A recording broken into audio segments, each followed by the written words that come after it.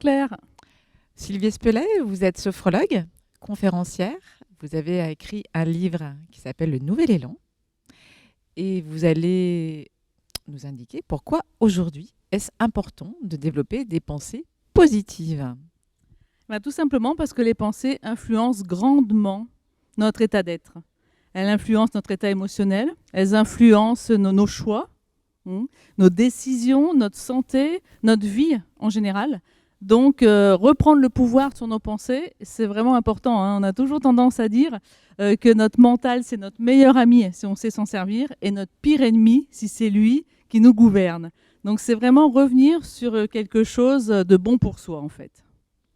Et comment fait-on pour ne pas se laisser envahir par des pensées négatives ? Alors déjà, c'est prendre conscience. La première des choses, c'est prendre conscience qu'on a une pensée négative. Ce qui n'est pas forcément toujours évident. Parce qu'il faut savoir qu'on a 60 000 pensées par jour en moyenne, ce qui fait quand même un bon petit nombre.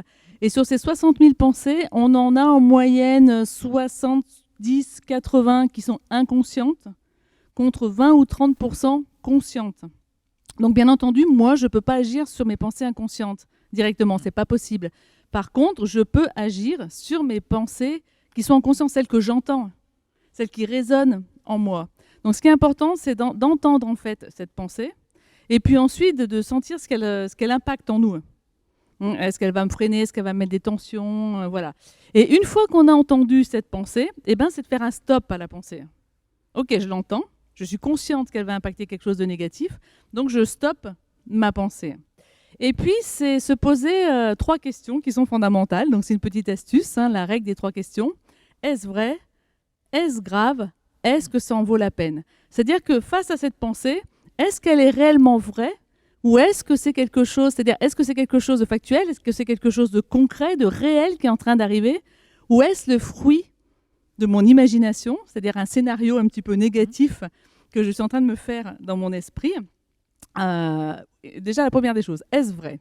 Parce qu'on a souvent tendance à s'identifier à notre imaginaire. Deuxième point, est-ce grave ? En général, ce n'est pas grave, puisque ce n'est pas vrai. Vous voyez l'idée ? Donc, en fait, on se détache de cette pensée. On prend du recul. Et est-ce que ça en vaut la peine que je me mette dans cet état-là ? Très souvent, quand on part sur des pensées anxiogènes, on va solliciter beaucoup d'hormones en fait, du stress, du coup de l'acidité dans le corps, et puis tout ce qu'on connaît comme symptômes qui sont liés au stress. Donc, est-ce vrai ? Est-ce que c'est vraiment vrai ou est-ce que c'est le fruit de mon imagination ? Est-ce grave ? Et est-ce que ça en vaut la peine que je me mette dans cet état ? Et vous auriez une autre astuce pour qu'on puisse se libérer vraiment d'une pensée négative et puis diffuser vraiment aussi du positif en nous ? Bien sûr. Donc justement, c'est switcher.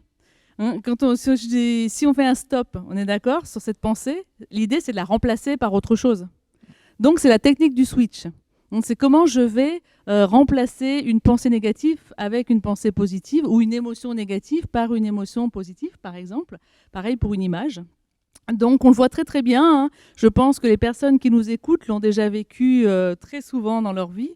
Par exemple, quand on regarde des programmes télévision, si je regarde le JT ou quelque chose, ou une émission, quelque chose d'anxiogène pour moi, si je prends la télécommande de la télévision et que je zappe sur une émission comique ou un film de Louis de Funès ou autre, en très très peu de temps, je vais changer complètement d'état émotionnel. On l'a tous vécu.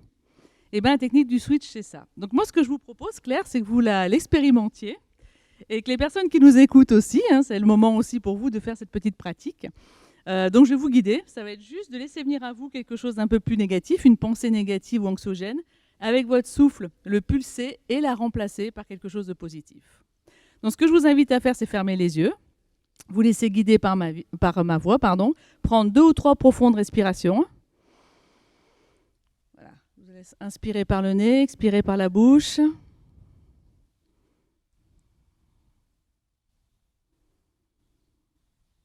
Ok, super, Claire. Et puis laissez venir à votre esprit une pensée ou un mot, une sensation, un état d'être un peu négatif que vous pouvez avoir, qui est un peu peut-être récurrent dans votre quotidien d'aujourd'hui, quelque chose d'un peu anxiogène.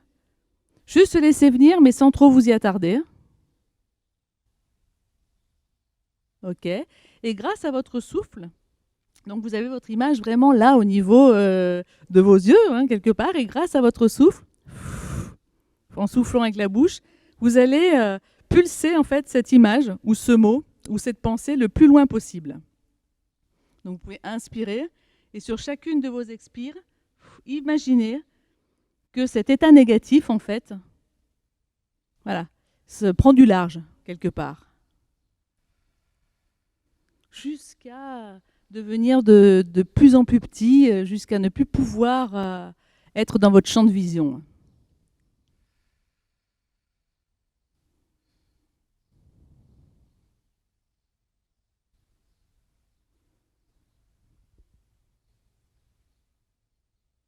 Voilà, comme si cette pensée, ce mot s'estompait complètement dans l'espace.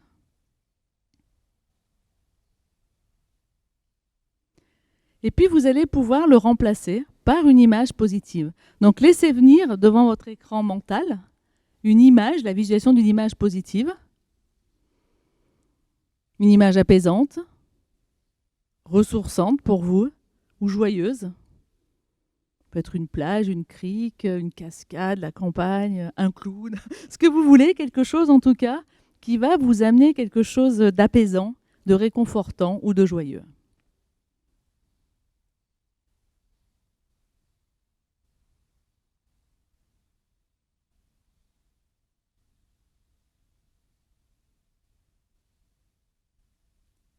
Et puis, vous allez pouvoir inspirer et sur chacune de vos expires, diffuser cette énergie positive dans votre corps pour lui donner plus de présence, plus de force, comme si vous vouliez lui donner un ancrage à cette pensée. Vous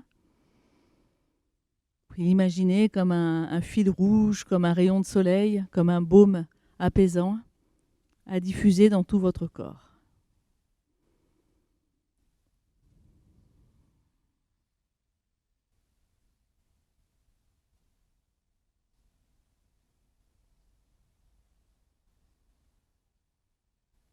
Ok, super. On va s'arrêter là. Effectivement, chez vous, vous pourrez la faire un peu plus longuement. Là, c'est juste pour vous la faire découvrir. Donc, Claire, comment vous l'avez vécu? Comment vous vous sentez? Bien, c'est plutôt agréable. Oui. Vous avez senti ce changement peut-être d'état émotionnel Plus sur l'expiration, en effet, pour envoyer les images négatives, en effet. Ok. Donc, vous voyez, là, en fait, on amène deux outils de la sophrologie, mais de plein d'autres méthodes aussi. C'est vraiment la respiration. Donc, concrètement, pour chasser une pensée négative, c'est la pulser grâce à notre respiration, se recentrer, la pulser. Et puis, la visualisation positive, c'est-à-dire que j'efface cette chose un peu encombrante, quelque part, et je visualise une image beaucoup plus positive ou agréable. Il paraît que notre cerveau n'entend pas la négation. Est-ce vrai? Vous avez des bonnes informations, Claire. Alors, si je vous dis, par exemple, ne pensez surtout pas à un dinosaure, à quoi allez-vous penser?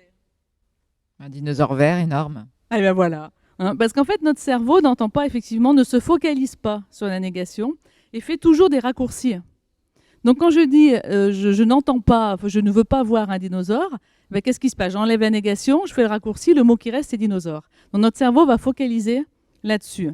Donc, ce qui est important de comprendre, c'est quand vous vous dites, par exemple, je ne veux pas être malade, je supprime la négation et je fais le raccourci, il reste comme information pour notre cerveau le mot malade, qui va donc engendrer, comme corps, émotion, mental sont toujours reliés, engendrer cette information. D'accord? Donc, à la place de dire je ne veux pas être malade, par exemple, c'est une gymnastique de cerveau à se dire je suis en bonne santé, donc toujours au présent, parce que notre cerveau n'a pas non plus de notion de temps et d'espace. Donc, c'est vraiment se dire je suis en bonne santé. Ou si, par exemple, on pense je ne veux pas rater, le mot va rester c'est rater, donc je veux réussir. Voilà, c'est une gymnastique du cerveau, c'est un entraînement, mais c'est tout à fait possible. Merci Sylvie pour ces conseils sur De la santé rien, positive. Claire, et merci.